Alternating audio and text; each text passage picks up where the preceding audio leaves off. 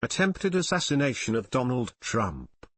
Donald Trump, the 45th President of the United States and the presumptive Republican Party nominee for the 2024 presidential election, was shot in the upper right ear on July 13, 2024, during a campaign rally near Butler, Pennsylvania. The shooter was 20-year-old Thomas Matthew Crooks of Bethel Park, Pennsylvania.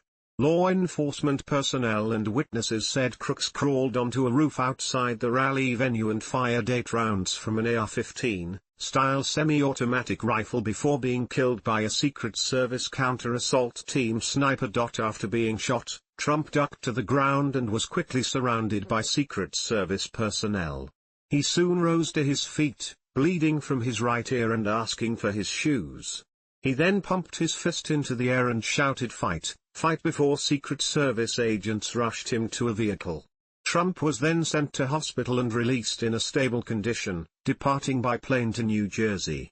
A rally attendee was killed, while 2 other attendees were critically injured. The shooting is being investigated as an attempted assassination. It is the first time that a former or current U.S. president was injured in an attempted assassination since then President Ronald Reagan was shot in 1981, and the first time for a presidential candidate since the attempted assassination of George Wallace in 1972. Background: Former President Donald Trump is the presumptive Republican nominee for the 2024 United States presidential election. The shooting occurred 2 days before the scheduled start of the 2024 Republican National Convention. On July 5, 2024, it was announced that Trump would hold a rally at the Butler Farm Showgrounds between Connoquenessing Township and Meridian near Butler, Pennsylvania, on the 13th. It was held as part of Trump's presidential campaign for the election in order to raise votes in the swing state of Pennsylvania. The state contains 19 votes in the Electoral College, and 270 electoral votes are needed to be elected president. Butler County Republican Committee Chairman James E. Hewlings estimated 50,000 people were at the rally. U.S. Representative Mike Kelly said that he tried contacting the Trump campaign about holding the rally in an area that can handle a larger crowd than the Butler Farm Showgrounds. He claimed they responded to him by saying, "We appreciate your input, but we've already made up our minds." Attendees at Trump's rallies are screened for prohibited items, including weapons. Shooting. Trump was shot at approximately 6:11 p.m. EDT during his campaign rally. 6 minutes into Trump's speech, Thomas Matthew Crooks fired 8 shots from an AR-15 style rifle into the rally. Crooks did not undergo security screening as he was outside the security perimeter of the rally. He had climbed onto the roof of a shed, 200 to 400 feet, 61 to 122 meters, north of Trump. Crooks was killed by a sniper from the United States Secret Service counter-assault team immediately after the shooting. A bullet struck Trump in his upper right ear, and he ducked. Secret Service agents lunged toward Trump and shielded him. After around 25 seconds on the ground, he rose with blood on his ear and face and told Secret Service agents that he needed his shoes. Trump then raised his fist and pumped it at the crowd, with cheers and chants of USA. In response by the crowd. He was then escorted to a vehicle and brought to a nearby hospital. 3 rally-goers were hit, leaving 1 person dead and 2 critically injured. One of the injured was in the left-hand bleachers seating at the venue. U.S. Representative Ronnie Jackson later told Fox News that his nephew's neck was grazed by a bullet. Perpetrator. On July 14, the Federal Bureau of Investigation, FBI, identified the shooter as 20-year-old Thomas Matthew Crooks. Crooks was from Bethel Park, Pennsylvania, a community within 1 hour's drive of the shooting location. Crooks attended Bethel Park High School and graduated in 2022. That year, he received a $500 award from the National Math and Science Initiative. He had no known criminal record prior to the shooting. Crooks was a registered Republican, and had contributed one campaign donation of $15 on January 20, 2021 through the Democratic Party donation platform ActBlue. He had last voted in the 2022 Pennsylvania elections. Photos showed the possible shooter wearing a shirt consistent with merchandise for Demolition Ranch, A popular YouTube channel about firearms. No motive for the attack has been confirmed. Aftermath. Trump was transported to Butler Memorial Hospital for examination. Trump departed the hospital hours later. His motorcade left the hospital at around 9:30 p.m. EDT bound for Pittsburgh International Airport. Trump landed in Newark Liberty International Airport in New Jersey in the early morning of July 14. A spokesman for the Secret Service, followed by Trump himself, affirmed that he was safe. The FBI is leading an investigation with the Department of Justice, the United States Secret Service, and the Bureau of Alcohol, Tobacco, Firearms, and Explosives. The incident is being investigated as an assassination attempt.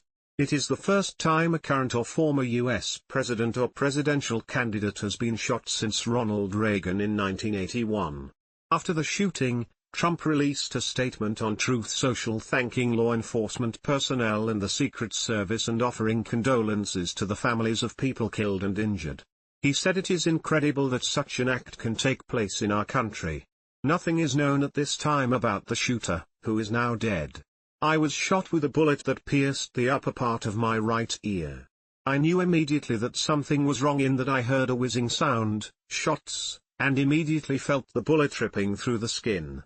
Much bleeding took place, so I realized then what was happening. Security at Trump Tower was increased by the New York City Police Department. Investigation. Crooks's body was taken from the rooftop. He was not carrying identification. The Federal Bureau of Investigation and the United States Department of Justice National Security Division opened investigations into the shooting and confirmed the shooter's identity via fingerprint biometrics and DNA profiling. Effects on Trump's public image. The footage of his reassurance that he was only lightly wounded to spectators and media alike moments after the assassination attempt was broadcast internationally. The image of a bloodied Trump pumping his fist in the air, surrounded by the Secret Service, and with an American flag in the backdrop, was taken by Evan Vucci of the Associated Press and spread on social media shortly afterwards. The photo also saw subsequent, widespread usage in posts by his most prominent allies, including the National Republican Senatorial Committee, his family members, and members of Congress. Politico said some used the photo as an opportunity to tout conspiracy theories and stoke political tensions. Benjamin Wallace Wells of The New Yorker said that it is already the indelible image of our era of political crisis and conflict. He analyzed that some of the elements in Vucci's image are familiar from the countless others of Trump and concluded that it is an image that captures him as he would like to be seen, so perfectly, in fact, that it may outlast all the rest. Business Insider echoed those sentiments, assessing that it had become the most iconic image of his re-election among Republicans. Sean McCreish of the New York Times stated that in the middle of the mayhem, Trump pumped his fist and revealed his instincts. Writing that after being shot, Trump told his Secret Service detail to wait while he pumped his fist in the air. McCreish stated that it was hard to find a moment that more fully epitomizes Mr. Trump's visceral connection with his supporters, and his mastery of the modern media age. Responses: domestic, federal officials. After the shooting, United States President Joe Biden made remarks labeling the violence as sick. "We cannot be like this. Everybody must condemn it," while separately giving a statement that he was grateful to hear that Trump was safe. Biden later spoke with Trump in the evening of the incident. House Speaker Mike Johnson pledged to open an investigation into the shooting, seeking testimony from federal law enforcement and national security officials. Senate Republicans urged the Democratic-controlled Senate to conduct hearings as well. State officials. Pennsylvania Governor Josh Shapiro denounced political violence. Florida Governor Ron DeSantis, who ran against Trump in the 2024 Republican primaries, stated he and his wife were praying for Trump. Others. Former President George W. Bush called the shooting cowardly and applauded the Secret Service for their response. Former Presidents Barack Obama and Bill Clinton and former Secretary of State and Trump's opponent in the 2016 election, Hillary Clinton also condemned the attack and wished Trump a swift recovery. Republican U.S. Representative Mike Collins of Georgia called for a Republican prosecutor to charge Joe Biden for inciting an assassination. Republican Senator J.D. Vance of Ohio blamed the Biden presidential campaign's political rhetoric, while Republican Senator Tim Scott of South Carolina blamed messaging by the radical left and corporate media. International.